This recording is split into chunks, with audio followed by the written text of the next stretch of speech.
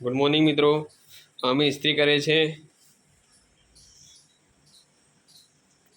સવારમાં અમે ઇસ્ત્રી કરે છે પણ વાયર લગાવ્યો નથી. પહેલાં ઇસ્ત્રી ગરમ કરે છે, એને ડર લાગે છે કરંટ આવવાની, એટલા માટે. કરંટ આવવાની નહીં લાગતી, કોઈનું કાપડ બળી જાય તો ઇસ્ત્રી કરતા આવડતું નહીં.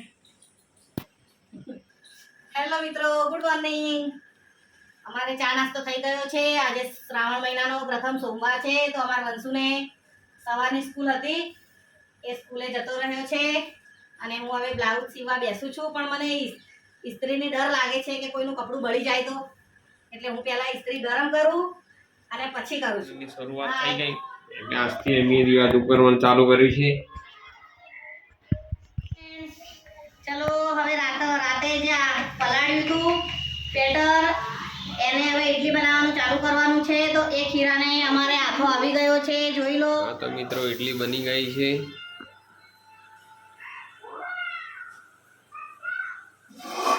આ ઇડલીનો સંભાર છે,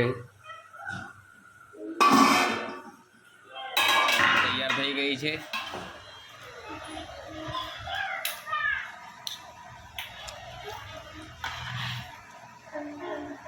અમારે ઇડલી ખાવી હોય તો આવી જાઓ મિત્રો.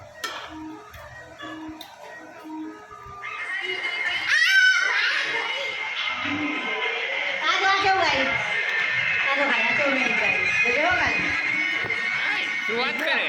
શું ખાય સોનું?